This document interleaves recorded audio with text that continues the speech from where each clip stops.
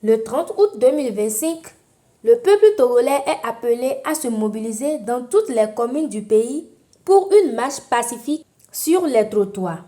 À l'initiative de la dynamique pour la majorité du peuple, cette action vise à dénoncer la constitution du 6 mai 2024, perçue comme une tentative de monarchisation du pouvoir, et à exiger le départ du président Faure Gnassingbé, en poste depuis 2 décennies. Le peuple togolais a décidé de mettre fin au régime cinquantenaire. On a trop souffert. Il y a trop de misère au Togo. Dans les hôpitaux, il n'y a pas le scanner.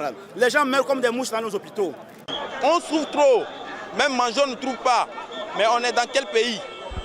On est dans quel pays? On veut plus de Faure. Il n'a qu'à partir.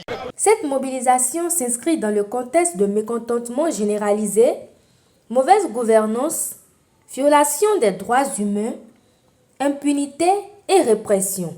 Des figures politiques comme Marguerite Nyakadé, ancienne ministre des Armées, ont annoncé leur participation, appelant à briser le mur de la peur et à défendre la justice. Le choix du 30 août n'est pas anodin.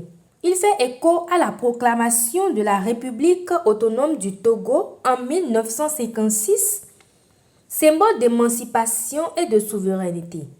Aujourd'hui, la jeunesse togolaise veut raviver cet esprit de liberté.